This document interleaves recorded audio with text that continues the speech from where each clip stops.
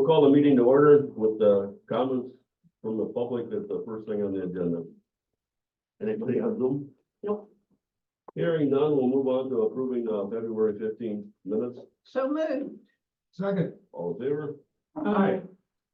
Next, we'll go to the safety share with Tom Borchard. Will this be the last safety share? No, we'll hear that on your memory there. Oh, Your memory. We got Tom, let's not. And we go to Tom Borchard Memorials. No, not Memorial. Not Memorial. This is- I just, one of the things I was thinking last night when we were flying home is that, you know, safety, you gotta think about all the time, and 70 degrees 2 weeks ago it was, and now it's 40 degrees, it changes everything, and what you gotta look out for and watch out for, I mean, you walk out of the house, there might be ice there. Snow tomorrow morning. 5 inches of snow, I haven't done snow for, I don't know, a lot. So I think the best thing I can tell you is, you know, just try to be aware of your surroundings, and it kind of plays in with everything. Try not to be in a hurry, because when you get in a hurry, that's when accidents happen. So that's my parting shot. Be aware of your surroundings. Okay. Next, we're going to the chairman's report. I'd just like to say it's been my pleasure serving with everybody on this committee. This will be our last meeting. Hopefully, most of us will be back in May and we can continue moving this forward.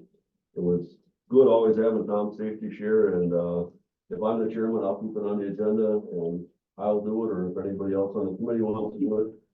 I'll probably have to call in for that. You can call in for it. You can Yeah, Zoom. okay. I'm gonna expect you to be there. Not Zoom. Public Public comments. And I'm still gonna call on you.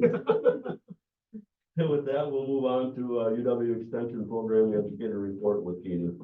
Hi, everybody. So great to see everyone. I know I haven't seen you for a while. So it's lovely to be with you this morning and to give you an update. I'm coming up on my 1-year anniversary, so I'm happy to next month, so that's exciting. And it's been a really, really great year. It's been a year of a lot of learning, a lot of growing, a lot of building. I've met so many wonderful people and had so many new things pop up and opportunities, so that's been really great. You know, I did put in a ton of updates in this county review, so I won't go through everything specifically that I've been up to lately. I'll let you read that later. But there's 2 big things that I did want to let you know about. We have a new program that hopefully will be starting up soon. It's called Sleep Education for Everyone program. And it's all about teaching adults how to sleep better, get better quality and quantity of sleep. So sleep is important for our health and we need to get enough of it. And I think a lot of us don't. So that's one that we are working on and I'm training in right now to kind of be able to deliver in the next few months. Sleep is pretty good. Teach me how to stop hitting the snooze button. That's what I need to, so. Me, it's also, you know, sitting in bed thinking about everything I have to do tomorrow instead of trying to fall asleep. So hopefully I'll have some tips and tricks for you by the time, you know, a month rolls around and we really start rolling out this program. I think too, when you just get older, you don't sleep. I mean, I get up every day by 4:30 and I go to bed at 11 o'clock. But what do? You know, you're Exactly. done, you're up. You might as well get up, you know, I mean, and start your day. Where before, when I worked, the alarm would go off to go to work at 6:30 and I could have slept till, you know, till noon, and on the weekends I'd sleep till 10 o'clock, you know, but the older you get, you just don't sleep anymore. At least I don't. You're busy. Katie, could you share what kind of like, how the outreach of that program works? I mean, so the format of the program. Absolutely. It's a 6-week program and our sessions are between 30 and 40 minutes. So it's going to be hopefully tagged on to another program. So people aren't just coming in for a half hour. So we're thinking about putting it in with our Strong Bodies program, which is our strength training program for older adults. So tagging it in after our workouts. And what we do is we talk a little bit about a topic for the week, and then everybody goes home with some homework, which is just a couple things that we want you to try between that and the next week that we meet, to see if we can find any changes in how that's working for you in your sleep. And we track, you know, with sleep trackers, how much we're getting. Do we feel rested? You know, what is that looking like for us, to see if there are any changes or any places we can modify. But it does have that educational component and then that little bit of homework and home practice to see, you know, can we actually bring this and create a habit that gives us a little bit better sleep. So it is really exciting. I'm looking forward to bringing that to Strong Bodies, probably bringing it a little bit to our We Cope program, the Connecting with Positive Emotions program, that we've been up to. And just seeing, where else we can bring that in, because it's so short that it can really be grouped into any other thing that we do.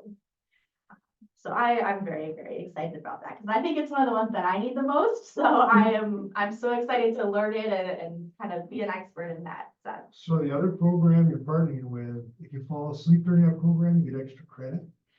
I mean, I'm not gonna say no. And you might be creating a monster here. I mean, I would hope after a good workout, maybe a little sleep is needed. So when you go home and you take a nap, that's when we can start doing that at home practice. My wife gets mad at me because she could be talking to me and she just, everything takes so long to fall asleep while she's talking to me. That's not gonna end well. That's not how it goes. This is something you need to consider, is that women like to talk and men's responses, "Mhm, yeah, oh, I get it." And then they fall asleep. And my husband will go, yeah, okay, I get it. And then it's silence and you wonder if he's listening Or asleep. hearing, and then he's asleep. I have $6,000 hearing aids and it has 18 channels. And I swore if it had 19, I could hear my wife, but I still don't hear her wife. So that's something to consider. I will put that in there as a consideration. No, but that one should be coming up, and I'll hopefully have more updates by the time our next review and notes come out. But the other big update right now is that besides just all of the normal, the weekly, the Strong Bodies, I've been going into Jefferson Elementary and doing some health education classes with the second grade classrooms. So I have 2 second grade classrooms, and that's actually wrapping up today. And what school is that? Jefferson. Oh, okay. Mhm. Where's that? Oshkosh, yep. It's right over by Fire Escape, where they moved their new location, if you know where that is. Menashe. Oh, Yes, it's the Oshkosh one. And so today we're wrapping that up. It's our last session with my last class. That'll be at 2 o'clock. But the other class wanted to pass along just some notes. So I brought those in case you're interested, but they have some cute little messages in here, and I just love sharing them with people because kids are so sweet and so kind. And so I just wanted to pass those around as maybe a way to start our day on a positive note, to just get some really cute and adorable little words of confidence and affirmation. So, but yeah, that's really all that's new and going on. I look forward to continuing and to learning more and coming up on that year mark. This one is really creative, isn't it? Wait a minute, she's got little pieces Yeah, all like over. 3 things put together. oh my gosh. Her mother must pay cards for fun and profit. Oh, gosh. It's just, I think they're the sweetest little things, because when you're that young, you say what you actually mean. And so, that these are very genuine. And it just made my day. So I thought I would share that with you. I will miss you so much.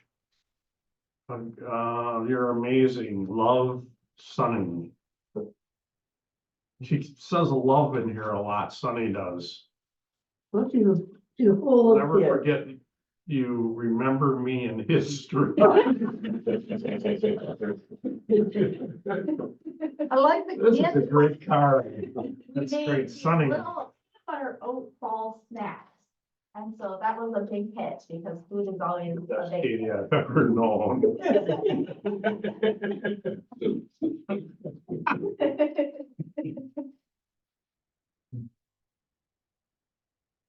You know- Mrs. K, Mrs. KAIE. I like the candy bar that we made. Okay, very good.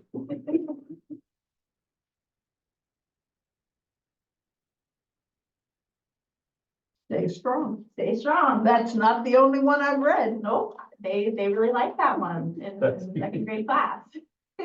Stay strong from Jade. They have you just Mrs. Soup.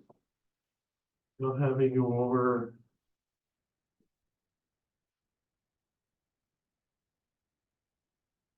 Make every moment count. You must have told the kids that, right? I actually did not. Oh, really? So they have some motivational words in that classroom. Enjoy life while you have it.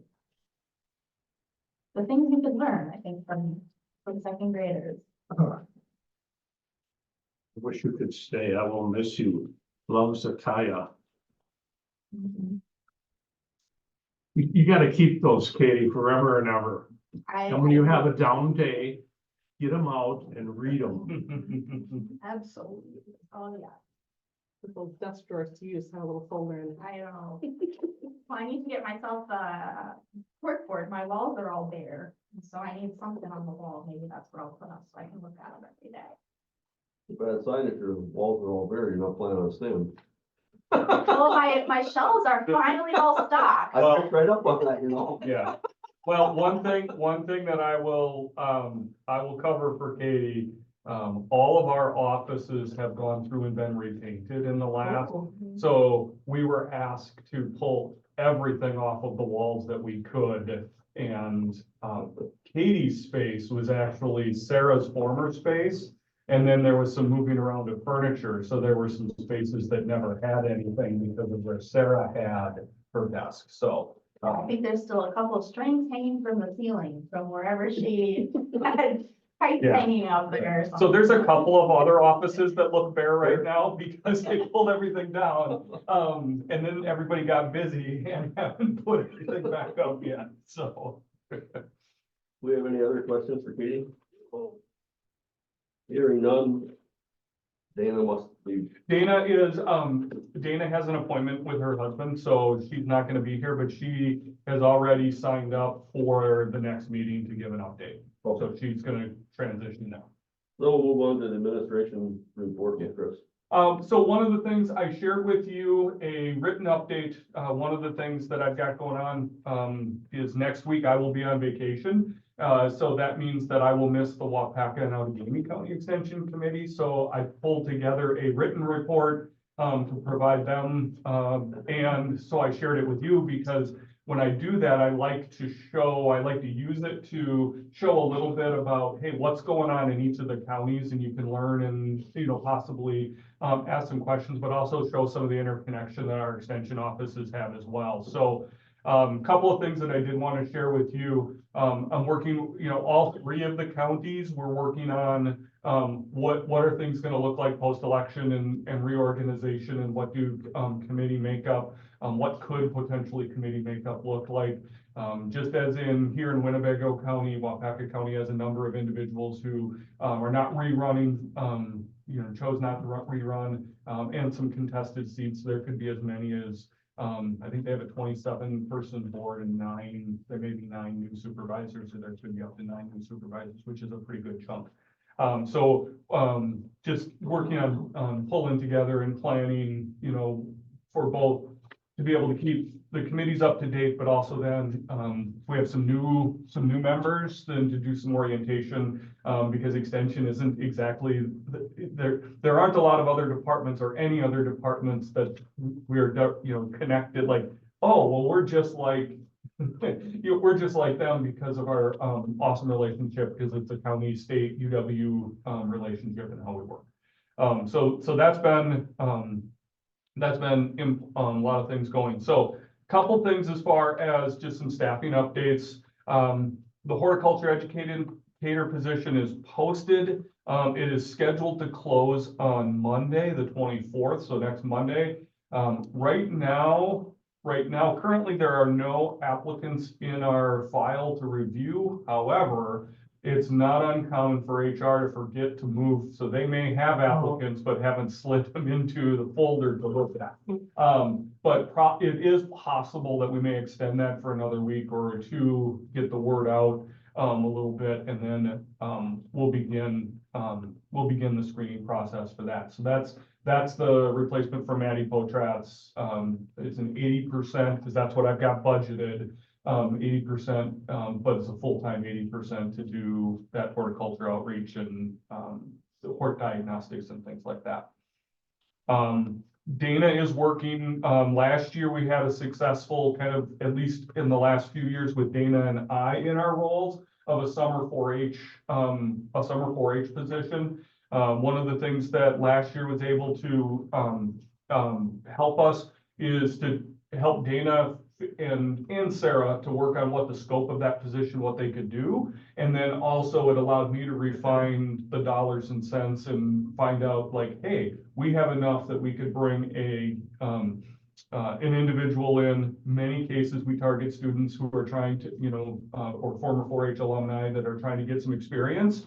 And we can bring them in for 12 weeks at 40 hours a week, as opposed to last year we had compressed because we weren't quite exactly sure how the financials were going to work out. So one, a little more capacity for Dana and Sarah in some of their programs, and two, that much more experience and maybe a little bit more money so that the individual taking the job doesn't have to have a second job if they don't want to. They can focus on that and also maybe have some fun with their summer as well. So that's going to happen. We'll announce that. So because it's an LTE short term, and we're using the money that from our contract that was into the it budgeted into the contract.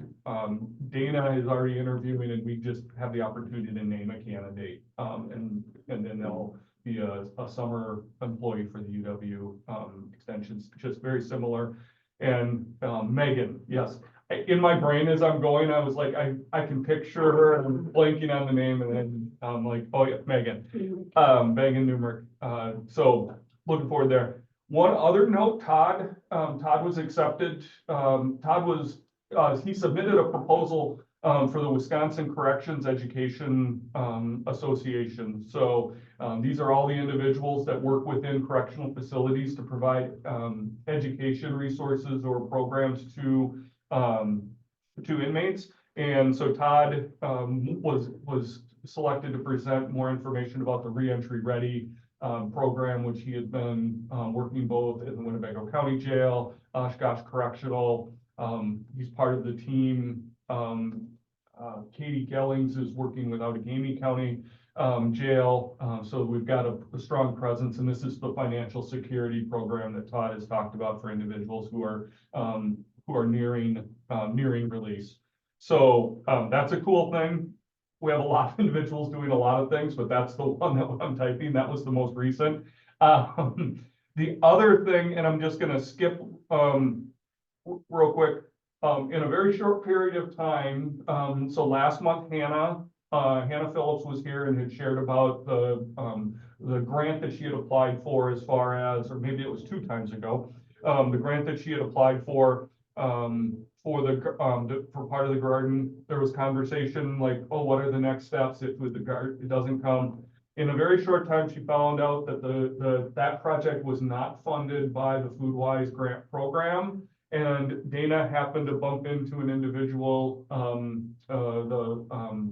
Josh, who owns one of the Culver's restaurants, and was sharing that, and he said, how much do you need? And so we have the funding. So here's the cool thing. We have the funding in place to get the program up and running this year, and then we'll be able to then look at sustainability. What would be the funds that would, need, and we can look at that. And I've talked with a couple people in the group. That's where, okay, what do we need to put in our 2025 budget just for operational costs? That now that the bigger amount is for establishing and doing that, what can we do to support, and then use that to leverage and continue to get either donations or in-kind donations from other individuals. So pretty excited. I know the team's very excited about that. They're kind of, I think if there wasn't a snowstorm coming, they probably would be out there building very quickly. I know they're getting pretty close to that. So we're not planting yet. It's not recommended. So that's some really good news. So we don't have we're not quite fully through, with the financials for our 2024 first quarter. That month ends tomorrow technically, and then there's always a little bit of a lag, but right now we're on track. No hiccups or surprises. Usually we don't have any hiccups or surprises this early, but it's always good to know that we're maintaining course.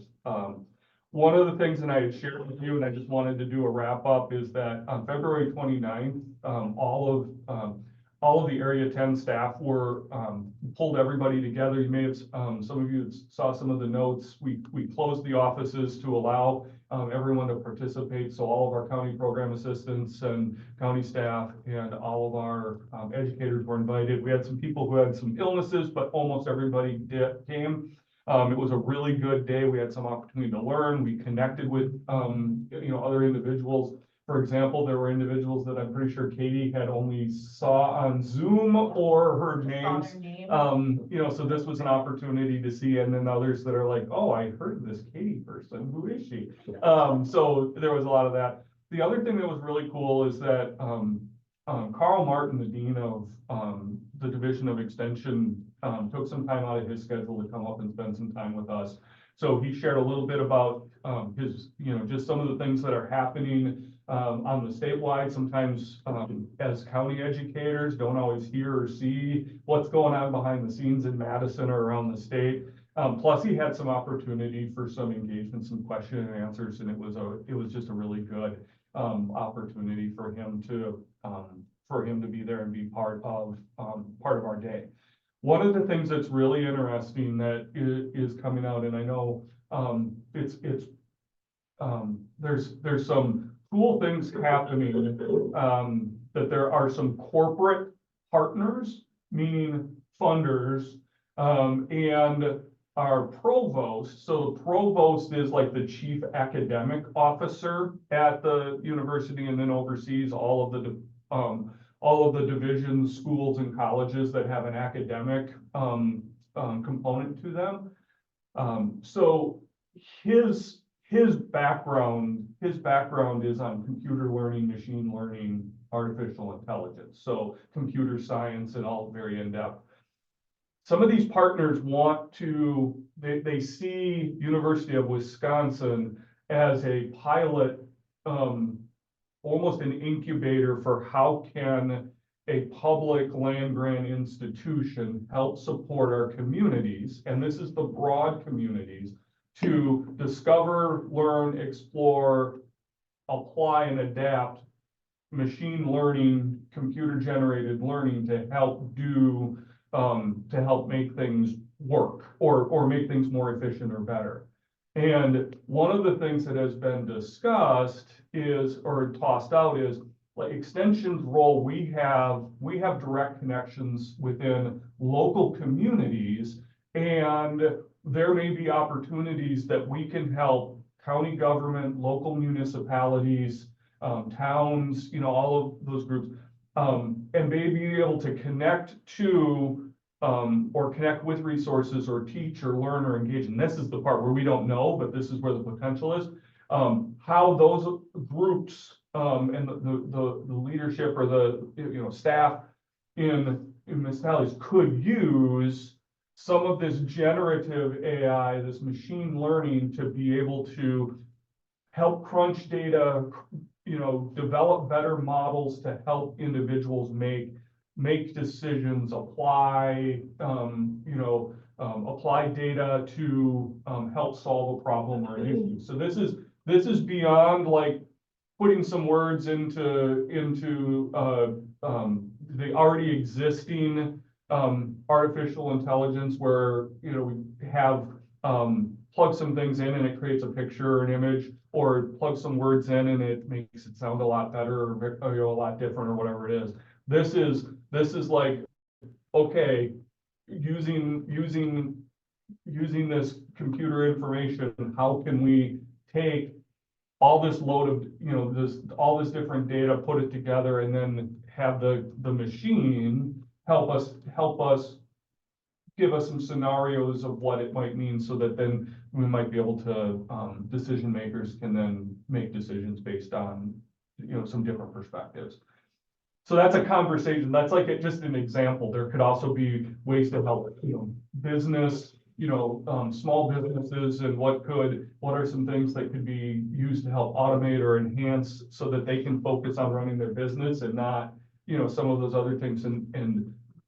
So I think what I'm saying is this is like the tip of the iceberg, and there is likely going to be some really cool opportunities. And in the grand scheme of things, this is what extension does. This is going back into the early 1900s when hybrid seed corn was looked at as a unholy technology that was going to ruin civilization. And extension, through its work in demonstration farms and through its 4-H programs and others, demonstrated that hybrid seed corn was actually better for the farmers and the producers, increased yields. It didn't cause people to grow a third eye or a fourth ear, as was predicted, and being able to use and adapt. And so that's been what we do. So this is, I think it's a good fit for extension. So I know it's a little scary. I'm going to be honest. I have just started taking some, I'm really good at taking a whole lot of ideas and getting them, but then putting them together in words and sentences, or sentences and paragraphs that just don't sound great. I kind of like ChatGPT because it can take my original thoughts and help put them together into ways. So there are some definite advantages that are still my own original works that just helps me sound a lot smarter than I am. So so those are some things that I just wanted to share. I think it's important. It's kind of interesting. Yes, Tom. What did we hear at the board meeting about that gathering information? Did we give money to the? He didn't make it. There was a guy that made a presentation on that, and what I'm finding out now, there's so many different depths. And this is gathering information for a local, well, like our health department, so they don't have to do it. But it's a broad of everything. Anybody goes and gets information on it. Right. And, it's gonna be interesting, but how do you get there? Yeah, and so thinking about this, where the application, or just the example that I was using, there still needs to be someone or some things that bring the information together for the data sets, so that this generative AI could then use it. So that is that can be one of the limiting factors, that if things are scattered all over the place, you still have to go find them and bring them in for these tools to be able to utilize them. Honestly, that's one of the things that that slows, I don't want to say, that creates inefficiencies in my role, is because we have so much information in so many different places that there are times in which I would like to think that I could simply reply to an email, but the question is just nuanced enough that I'm like, I have to check here, and then I have to log out of that system and log into this system and find that, to be able to then, put the pieces together. So I'm not saying that that's a bad thing. It's just, it's a thing, and it's an example of how, are there some other, can you, if things are linked, you can type in your question and it'll find and it'll pull and it'll document and it's a trusted data. Yeah, and it's trusted data. And that's the other piece is using, I can see where the education could be is, yes, you have these tools, but how can you make these tools work for you in a way that using trusted tools, trusted data, and then being able to be, have the confidence as an individual to then make decisions based on, or at least use the data to be able to use it to help make your decisions. So This company was actually a startup. They haven't even started. They're looking for 300,000 from the county I forget how much they needed to launch, but it Steve, never got past the personnel finance. I moved it to the floor and never got a second, so it died for lack of a second. Yep. So, I mean, when they get the funding, it will move forward, but right now they don't have the funding Sure. to start it. They were looking at like 3 full-time employees, and they wanted to take like health department information and put it in a database where you could access it rather than go out, like you were saying, Yeah. 3 places, research it, you would go there and all the information would be there and you could give an informed decision. Yeah. But it didn't get a second, so it died. just as an update, I received from the health department notice that they have reached their $525,000. Theta Care has decided to become a participant, and there's one other place that has, so that they have that $525,000 to get it started. Now it's where do we go from here?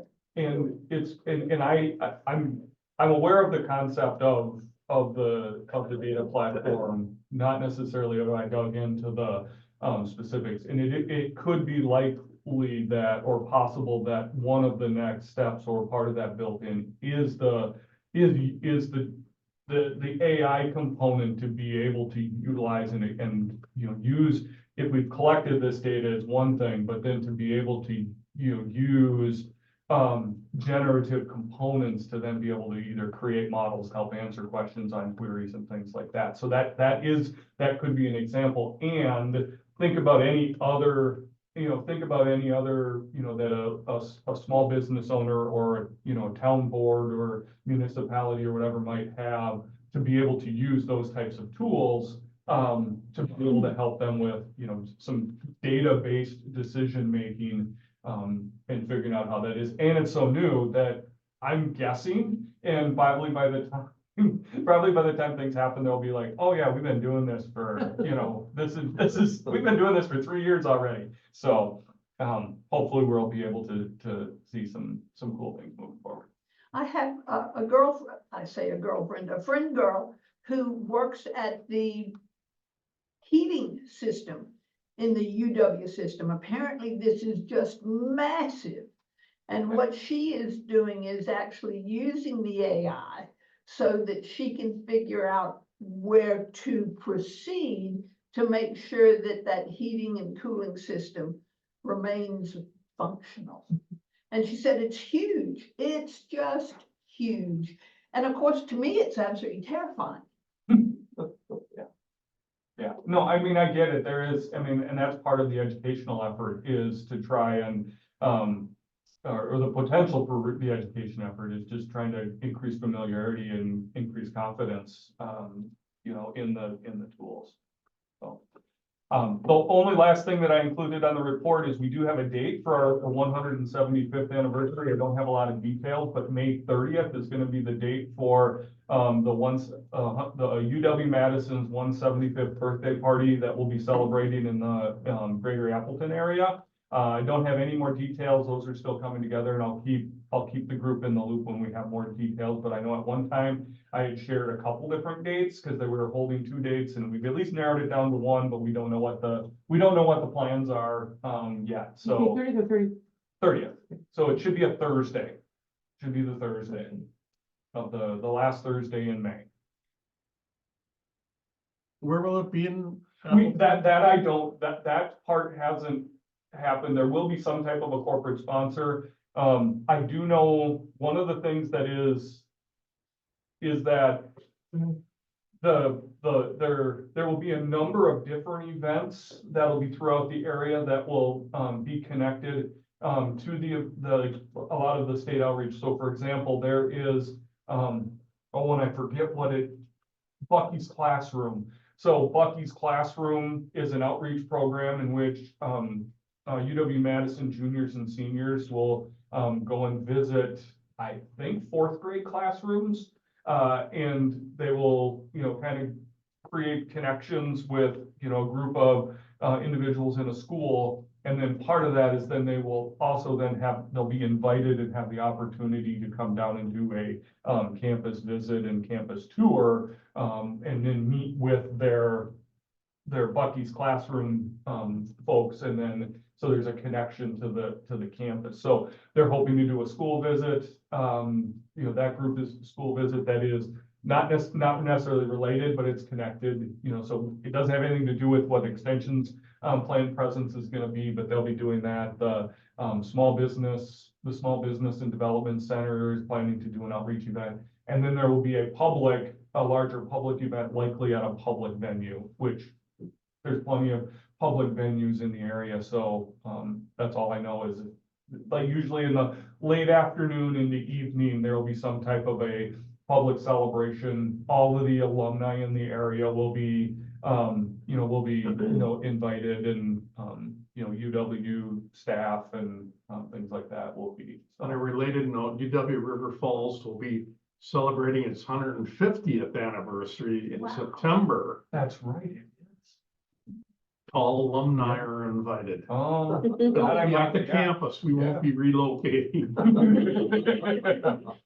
That's right, 1874. Okay. Yeah, thanks for that reminder, Doug. On a personal note. So just wondering, have you finished your presentation? Yes. All right, I've got a couple of questions. Yes. Is Todd working with the STAR program over at the Sheriff's Department, which is the Citizens Recovery? So. Yeah, I'm trying to remember, Todd and I talked about this. It may be better to ask Todd that the next time he's here. There is coordination there. So I mean, with the individual who coordinates the education efforts, and that's what STAR is one of them. Todd's reentry and financial, they're coordinated so that they are complementary towards each other. Perfect. And then I've got one other quick Yep. question. If, can people who are in jail vote? Just curious about that. It was a question that I was asked, and I said, I don't have an answer for you. I'd have to look that up. I'd be very fearful of giving you an incorrect answer. But I mean, Did I, you try to Google, Thank you, I did you appreciate Google the question? Karen, why would I do something like that? On this AI stuff terrifies. So I kind of think that you can't, because there's been talk about those who convicted felons who have not been allowed to vote in the past, once they've done their time and are back in the community, lifting that, and I'm not sure where that stands. So if felons can't for forever, I'm guessing inmates who are not felons, something lesser, probably can't while they're incarcerated. But I would Google it. I'll Google it for you. Thank you. This says you can register if you're not currently in jail or prison or on probation, parole, or extended supervision for a felony. So I would assume if that applies to you, then you cannot register and vote. If you're convicted of a misdemeanor, you do not lose your right to vote. This means you can vote even if you are in jail or prison or on paper for a misdemeanor. If you've been convicted of a felony, you can vote after you've finished your sentence and are off paper. Thank you. The internet coming through for us. Anything else? Any other questions for Chris? Just, one of the things you shared with us, some celebrations that, you've done good. yeah, How do we get that to the public to know that? How do we get that to the supervisory board and that? How do you sell yourself? Because, it's so difficult. Now, Doug, you're an old paperman, right? Yeah. Paper and newspaper man. Yeah. I think part of my problem is that you're on Facebook, right? No, But see, I'm not on Facebook either. How do you bridge that gap? Because us old people, we got time, we got coffee, we got time, we can think, we can sit around the table and talk. But we don't get the information. It used to be I'd pick up a rag and look at it, I'd find out, and that could be something that was highlighted in a newspaper. But in today's world, you gotta stumble on it, and even then, when you stumble on it, you don't know if it's right.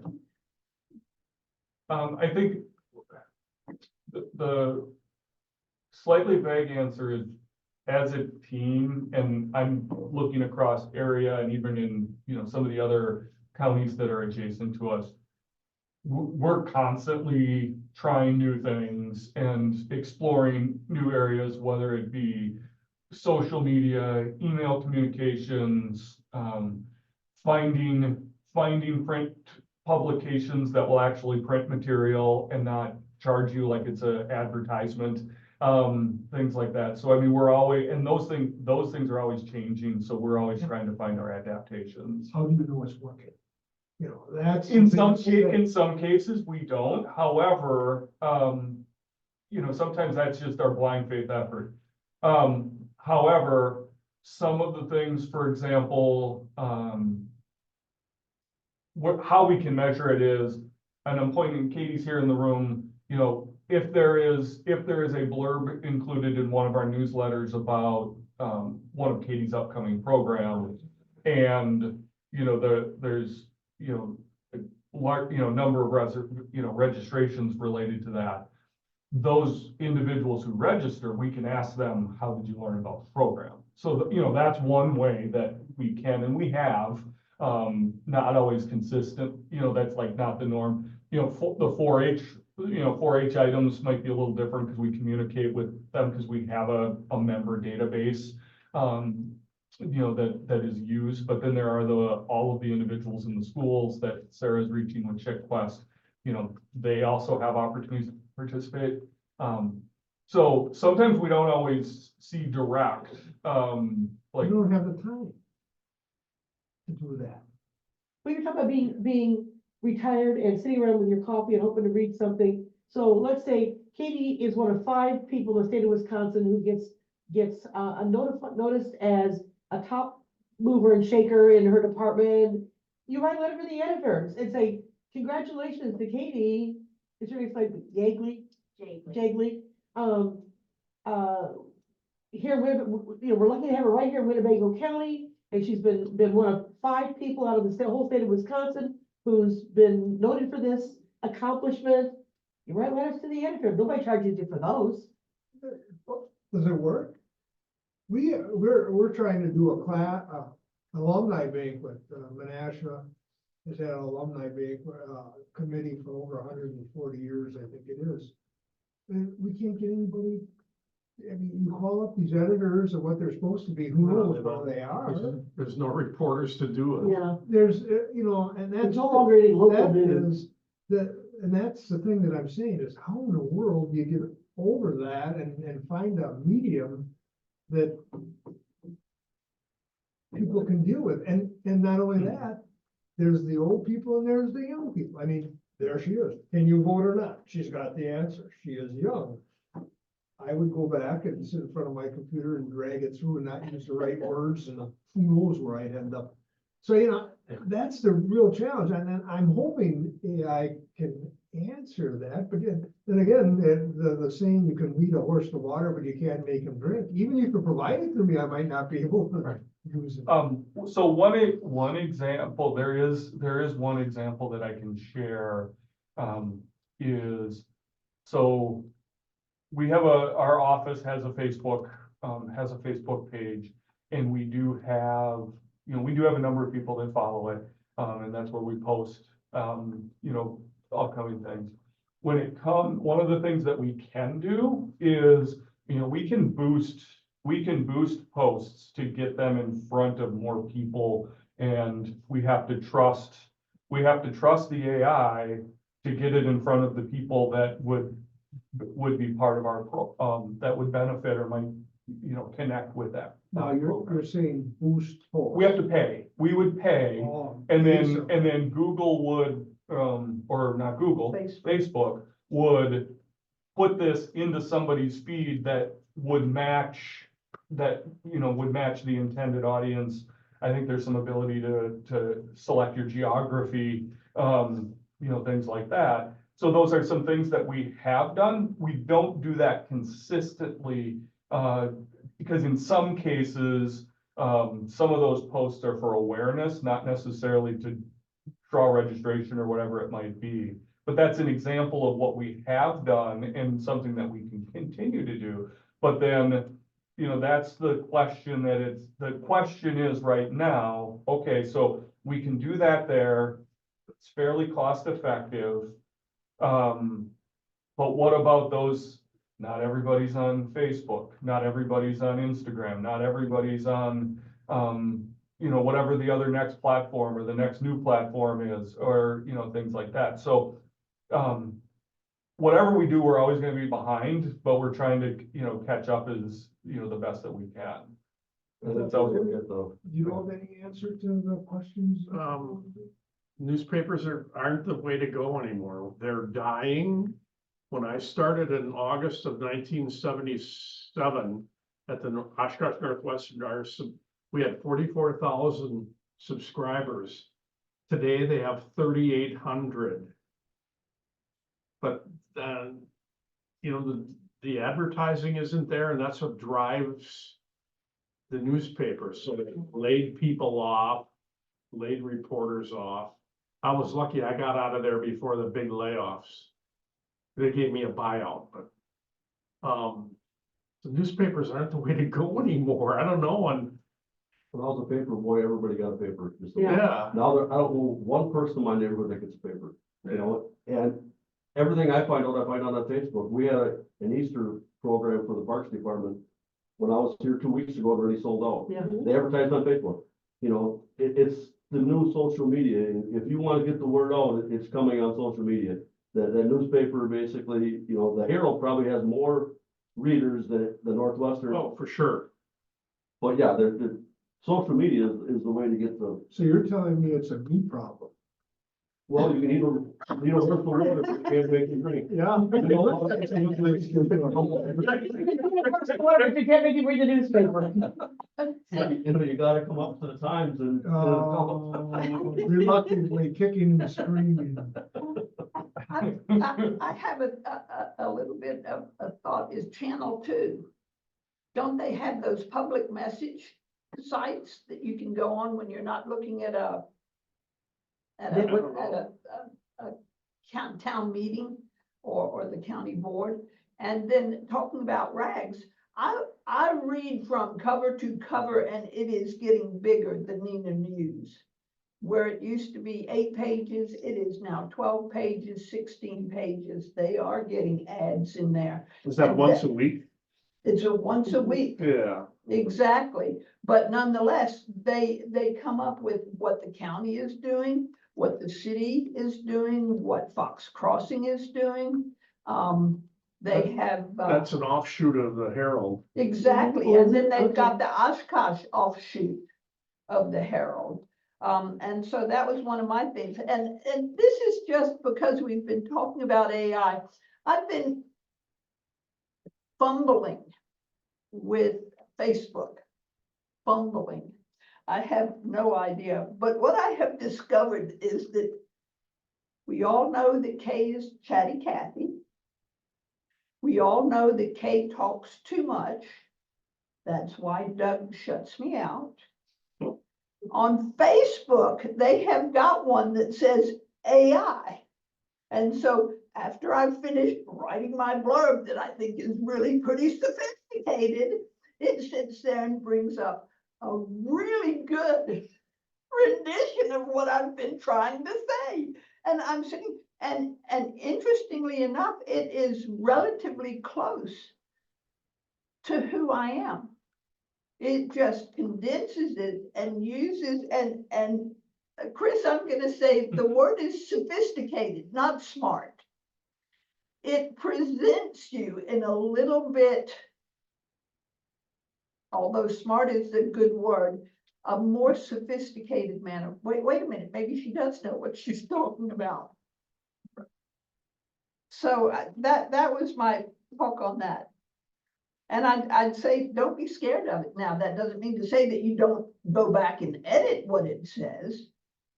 You have to go about doing that, but yeah. And that's my experience with AI. Any other questions for Chris? Yeah, a couple. This comment about it makes you sound smarter than you are. I think you're very smart, but your mouth can't run as fast as your brain is coming up with these things. And you're too smart for your mouth, I think, really. When you talk about age, Smart for your mouth. you can't talk fast enough to keep up with all the thoughts that are going in his head because he is smart. it was supposed to be a compliment, but it sounded like a little weird. Right. You talked I'll about, take it as that. okay, you talked about hiring someone, to take Madison's place with Yeah. 80%. Is that with full benefits for that employee? Yes, yes, leave is prorated, to the 80% role, but it's, access to the full benefits. Okay. Yeah. All right. And, participation in the WRS is a percentage of the salary, so it's a fixed percentage that everyone in that employment category, it's just a percentage of the earnings. Okay. So, But they're still getting health and what? Okay. full access to that. Any of our full-time or not permanent. So we have limited term and permanent. So any of our permanent positions that are 50% or greater have access to the benefits. Some of them, when you start to get into the 50%, you have access to the benefits, but the employer's contribution is adjusted with the, along with the percentage. So individuals that are 80 to 100% will have a greater employer contribution, to, like, say, healthcare, but the employees will have the full access. Okay. All right. Yeah. That's what- that was my question. And just as comparison, the summer 4-H position, even though it's 40 hours for 12 weeks, because it's a limited Mhm. term, and it's a fixed term, so they'll start somewhere in May and be done somewhere in August, that position is not eligible for benefits. Okay. There'll be they'll be like hourly salary, so they'll get a fixed amount, but they'll be hourly. But that's very common for those types of positions. I believe they can only work a certain amount of hours, otherwise they have to go into Wisconsin retirement, so that's why the summer help basically has to. They only work them so long. Yeah, that's where, They work yes. over so many hours, then they Yep. have to go into Wisconsin retirement Yep. system. So they basically work about 3.5 months and then we have to let them go. Yeah.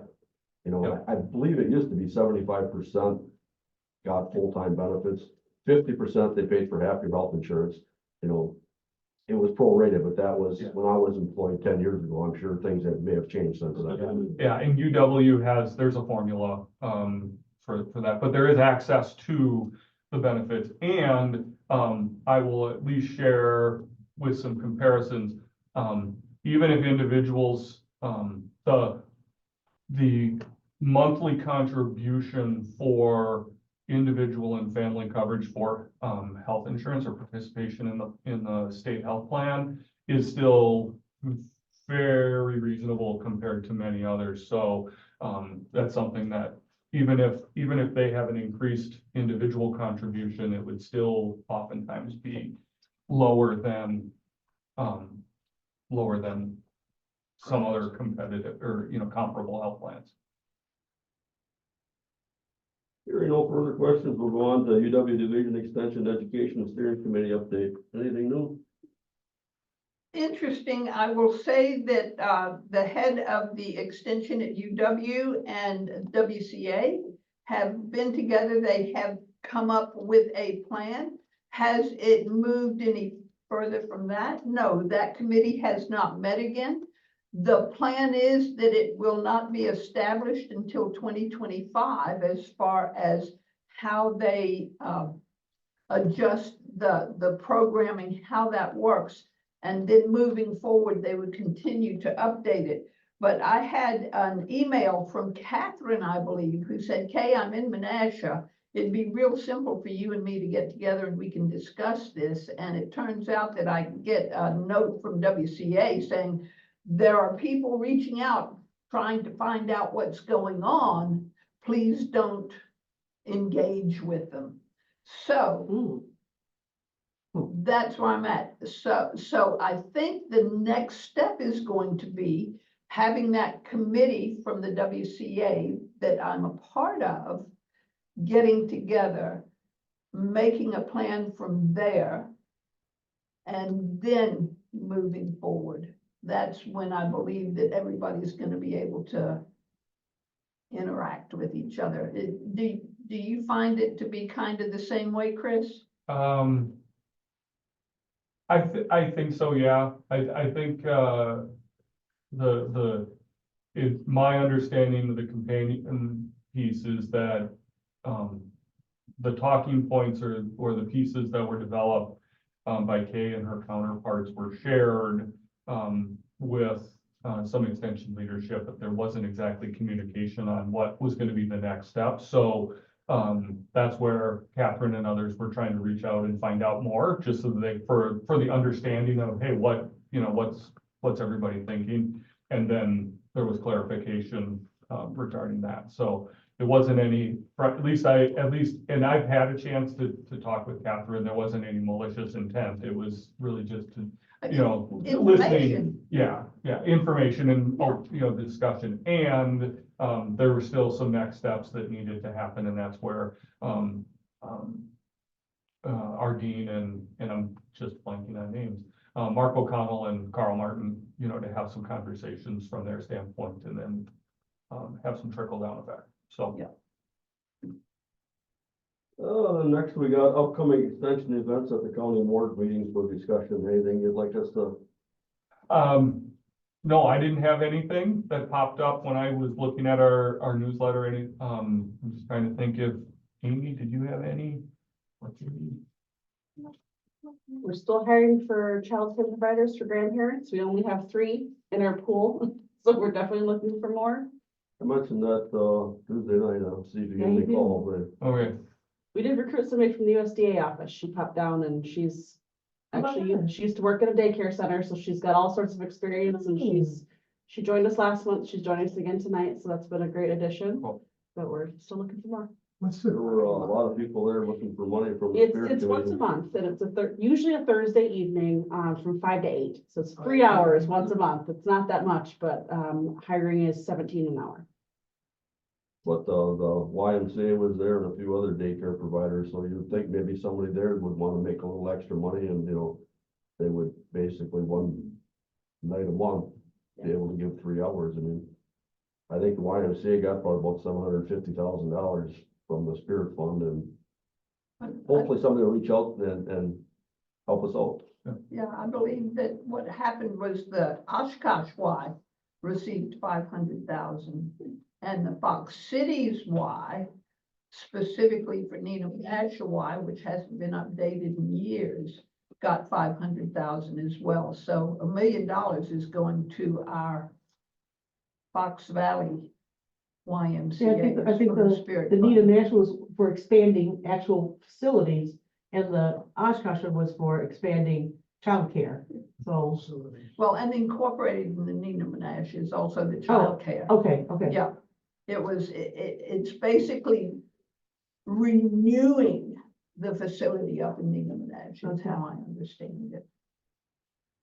going back to when I became a supervisor, not knowing what you don't know, would there be any, positive effect in having kind of a presentation to the board when the dust settles and everybody gets into their position, know what district they are? Because one of the things I noticed first couple of years, there's all these different boards, but if you're not on it, you kind of don't know what's going on, except you know what's going on about everything, and I have no idea. It must be Facebook.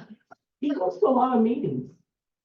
And, some kind of a presentation that this, there is this committee and this is what they do, and not just give it to the person that's on the committee, but to everybody on the board so they know what's out there. And if they have more information, you can tell them, this is where you go to get that. I just leave that out there as something I might want to consider. I'm big on this selling yourself and promoting yourself. And I know there's ways to do it, but I don't know what the best way is. But I think that it would help the new people in there to know that there's something going on. Can I say, are you about to say something, Karen? No, I'm going to say that with me being a relatively new member at the health department, It is very interesting. I found that the director there has his speak. And that his speak or his language is not my language. And I asked him to make his language something that I can understand. It's really interesting because now he is speaking in a language that I can understand. And I told him, I said, I'm happy to talk knitting to you, but you won't understand a word I'm saying. But you have medical background too, don't you? Yes, I do. Okay. But that does, Karen, that was 30 years ago. And Okay. all of that's changed a huge amount. But yes, he is now starting, we're having a meeting once a month, which I think has been huge improvement. Yeah. And they are talking to us in a language that those of us who are Old have timers, full-time, full timers. old timers can understand. I can't agree with you more, Tom. What we need is education. You cannot support a committee at 36 board members if you don't have some education and history as to why and how this is. So that's what I tell Doug all the time. Please, please come forward. You need to educate the whole group. We need information in front of us. If those of us who are not computer literate need a piece of paper in front of us to be able to see what the graph is that you're asking us for, give it to us. And in fact, on Tuesday, I had 2 additional pieces of information down so that we could get the vending machines. And it's just, it goes into educating us as the county board supervisors. If we don't have that education, the likelihood of there being a split group is pretty darn high. And if you need a 2/3 vote, it ain't gonna happen, at least not with this current board. Well, and the challenge is, and I'll tell you my personal experience here, they gave me a tablet. So I said, I need some help on working on my tablet. And they said, well, you just go here and you slide over here and you go over here. And I said, oh, that's nice. That's nice. But how do you turn it on? I didn't know how to turn it on. But a lot of times we got to watch it because like you have so much information in your head. You start at a point to go ahead. But to give the people the background they need to appreciate where you got to, we don't take the time to do that because we don't know what we're working with. I cannot imagine being a teacher in school and having 30 kids of all different abilities. And how do you commute with it? You know, that's a challenge. I think the biggest thing is to identify that you have somebody that needs extra help, and then you take the time to get that person help without slowing down everybody else. But it's amazing. It's been working for years, but it's still something that I look at. And when that happened to me in the computer, I just shook my head and they laughed. The speed of change these days is astronomical. And so to try to keep up with that speed, no, please give me some history. Please give me some education. I need the input so that I can help support. And Where one you're of the things is that the people here are pretty much retired. And why is that? Because you meet it during the day and everybody else is working during the day. We have So the time. that's how do you get their input? Well, you know, And there's too much work to be done on a committee basis that we can't, there's not enough nights available. You know, we have to hold meetings during the day. oh yeah, but not The everybody. solution to that is to get businesses to say, we care enough about the county, about what's happening and what impacts the citizens around us who use our, whatever it is we're producing, or that they allow their employees to have time to make these meetings, Yes. which was one thing that happened with Supervisor Gordon. Her business, she had to take a vacation time for the one committee she sat on because they would not give her any time for attending meetings. And she used her own vacation time by hourly to attend the one committee she could sit on. She couldn't afford to sit on 3 committees. Ah, there it So is. Chris, that boils down to, yes, if you have the opportunity to Yeah. give a presentation at the county board, do it. And that'll be something that when the new committee is formed, to work with the chair, and then the chair can work with the county board chair, to do that, because also, right, there's also competing, we're competing with all of the other individuals that, need to make presentations. So hopefully we can fit, yes, hopefully we are able to present, at some point. Cause you got it. You got you got everything you need, it's just how do you sell it? And that's one thing that'll help you on the board, because like I think I mentioned before too, you can give them everything to read, but they don't read it. I mean, we just went through again the last meeting and there was all sorts of justification for spirit dollars and you still had the discussion on it, because 317 pages. 370, hey, nothing to the city of Neenah, they've got 500 pages. and do Really? it- And do it bi-weekly. There was one of the supervisors who's sitting there saying, I'm gonna go paperless. And the computers that we have not caught up with being able to do that. And as we are talking about spirit funds, we're talking about Menasha getting spirit funds, and she's talking about Neenah. And I finally said, I just want us all to understand that the resolution we're speaking of right now is Menasha. It is not Neenah. And there was a 15-minute discussion going on about Neenah. And she said, but Kay, I have to tell you that I was trying to get back and forth between the two and I got nice to know that I'm not totally computer illiterate and that my papers were in order and I knew where we were. Mhm. Yeah. there we are burying our souls to you. Yes. Well, one supervisor showed up on Tuesday night with his iPad as what for the county iPad as well as an old personal laptop, so that he can have things, because our iPads, you can't conduct business and vote and request to speak and move and second and all the things you need to do, as well as look at what's on the paper. You can't go paperless unless you bring your own separate, I'm not doing that. You got an iPhone, you actually can vote on your iPhone, and you can use your iPad. I don't have an iPhone. Well, then you can't. I just can't. Only an iPhone works with your system. But if you have iPad or iPhone. I mean, you can use it's, your it's, See, Tom, Steve is at the cutting edge of everything. they want to make sure that we are utilizing our county iPads only for county business, but then you gotta bring in half a dozen of your own personal things to make it work. And it's still all public. Yeah. Well, what I always try to tell the new members when they come in is they should try to attend every meeting, and then they know what every committee is doing. But they work, a lot of them, they don't have time to come to these meetings, but the best way of knowing, like I go to the facilities meeting, I've been to the last 3 highway committee meetings. I try to basically go to at least 1 or 2 different meetings that I'm not on every month, so I know what they're talking about, and when they do come to present something, I read their agendas, and if there's something in there that I'm interested in, and I don't have nothing going on, I go there and listen to the meeting. And that way I have a general idea of what they talked about in the committee, so I know pretty much about as much as they know about it. So that's how I try to inform myself, I mean, Do it's, you use Zoom? Hmm? Do you use Zoom?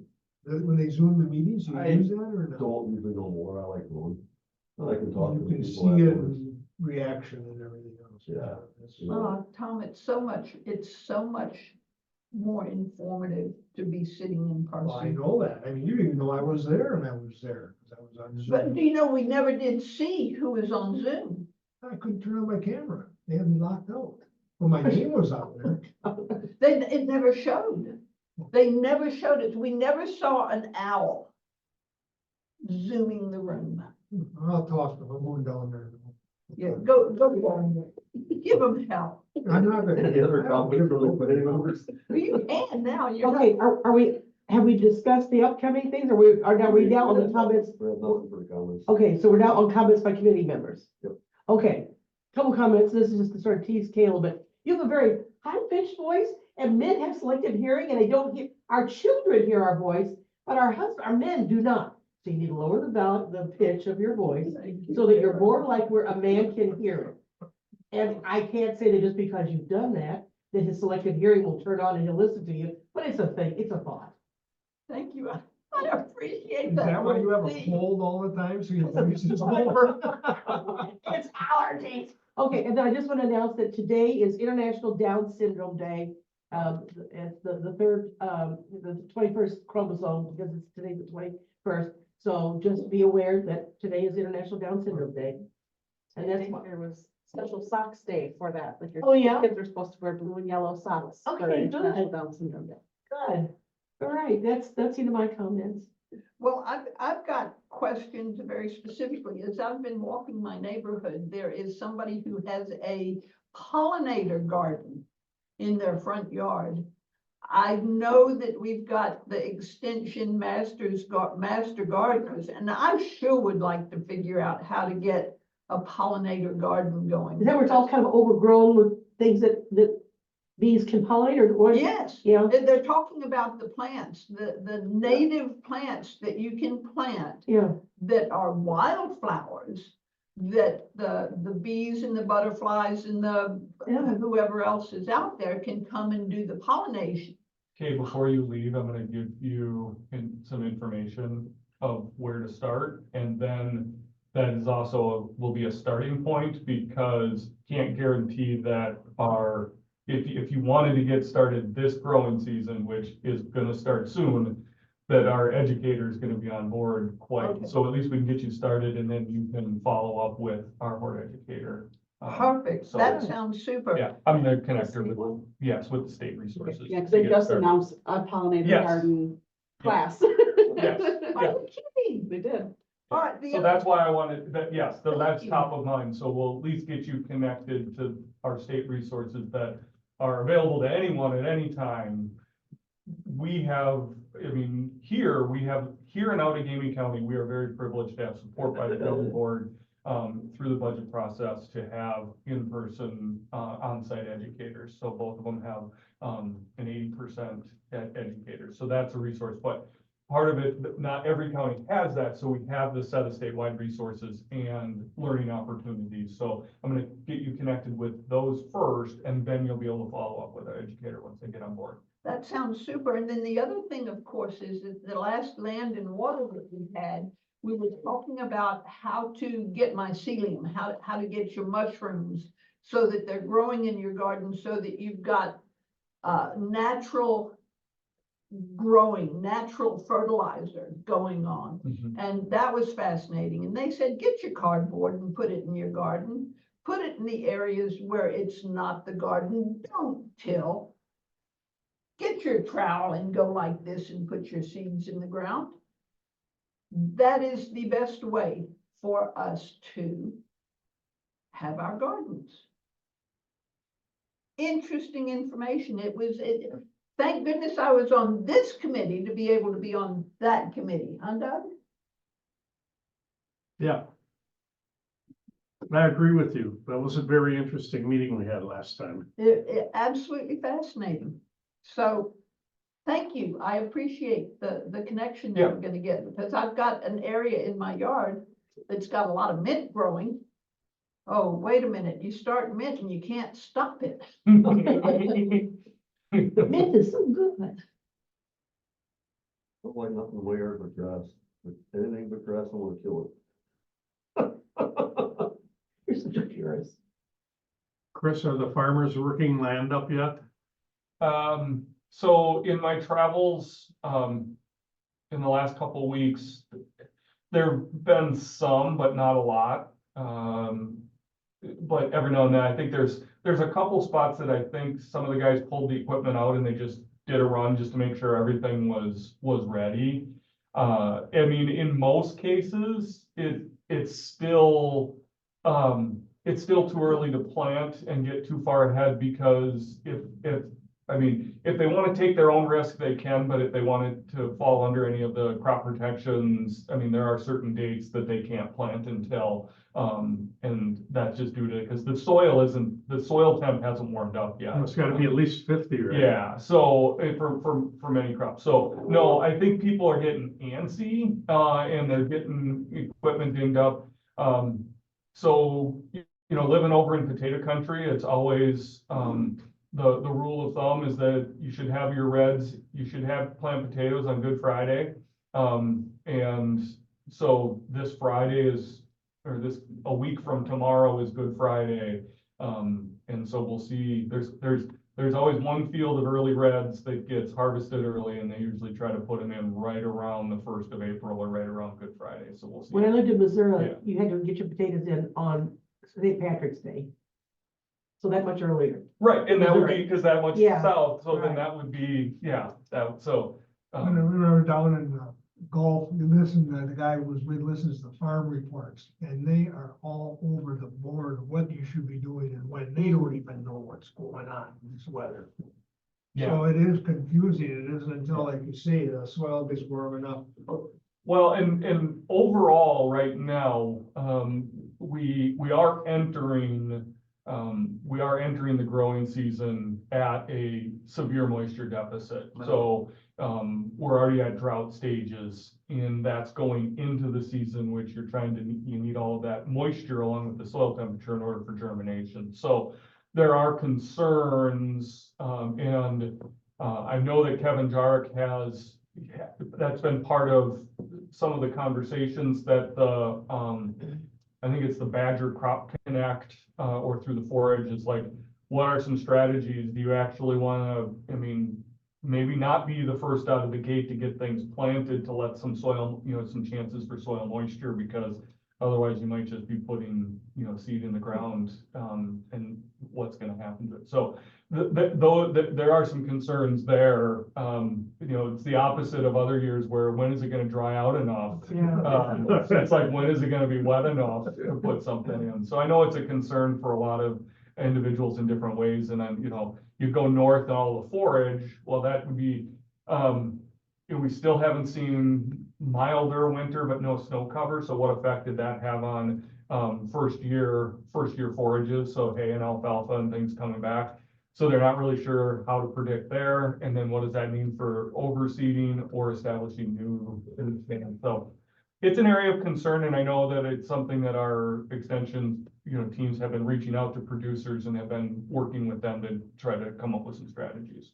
Could you bring Kevin Jarek in sometime? Yes, yep, that's on my list. Him and I've talked about that. So yes, we need to get him on the list so we can come in and share, what he's been up to. I know he's been, very active. He shared a couple things with me. He's been active with the land conservation and some of their grants, so to provide the producer education components. So, land and water, they provide the technical aspects for, some of the pieces. And then, Kevin can, provide some education, like, this is why this is important. There's that background piece. So he's been doing some other cool things here in Winnebago County as well. With the drought that's been going on, I noticed this morning as I'm watching the early morning news that Virginia is having a forest fire going on. Okay. If we're in a drought season, we do have beautiful forests in this state. What's going on with those? Are they doing the controlled burns to get rid of all of the undergrowth and? So I don't know. So one of the things just a couple things that I know from past history and just being in some spaces. One, I have seen it, especially around where I live. So just a little bit over to the west, burn bans, don't burn, for goodness sakes, don't even think about it, kind of thing, for the wildfires. I do know that our professionals take into account, and I don't think most conditions are not right for controlled burns right now at this point. Our forests do have the advantage in many cases that they were more likely to survive the dry conditions just because of the deeper root structures, that are in place. So they can survive a little bit differently, and they will obviously thrive more if if the wet waters. But, most of those agencies, I think are keeping a pretty close eye on where the conditions are, because with it being so dry, it wouldn't take much for things to get out of control. So I think that's just where people need to be smart, homeowners, because one spark here or there can have a pretty good impact. Yeah. But for those larger pieces, I haven't seen any controlled burns, which normally I would on my travels. But I have seen some instances where some medians and some ditches have been, and I don't know if it's a, smart park off of a vehicle, or if there's somebody discarding a cigarette or something, but it's not taken a whole lot for a few hundred square feet to go up, very quickly. Yeah, It's really really dry. They did have a controlled burn, going on County Road A. There was very obviously on County Sure. Road A, they've had a Yeah. controlled burn. But I was there the day that they were doing it, and they probably had 12, 15 people out there watching what was going Right. on. And there's the folks that know what they're doing, they know, okay, if the winds and things like that, they can make those, they can mitigate the risk quite a bit to know where they can, whereas there's others where they're like, nope, we're not this year because, because of the way that the prevailing winds normally are and all the other surrounding, And I bring this up because we have a son who was a wildland firefighter out west. And it's always fascinating when he talks with us about how these massive fires out west create their own weather system. And you go, oh, wait a minute, tell me more. Please don't. And he was dropping out of helicopters and going into the fires. And please tell me that you can make choices as to whether you get down into that fire. And he said, Mom, if it's really obvious that you're going to be dropped into an area where you're going to get consumed, we don't go down. Right. So it's fascinating. Life is fascinating. Life is fascinating. Chris, I have another thought. If there are things that you would like, especially new board members to know about, the third Monday in May is always the county tour where all the supervisors get on buses and drive. Maybe you could get one or two of your projects on that. We don't get to see everything, of course, but maybe you could petition to get something that you'd like to promote on Yeah. the county tour. I can think of a couple things. Okay. That would be terrific. Those are very interesting tours. I know the Park Yeah. and Rec have done a huge amount as far as the Grunman Landing and Right. things that they wanted to have addressed. Specifically, Highway Department has done the same thing. Thank you, Karen, for bringing that up.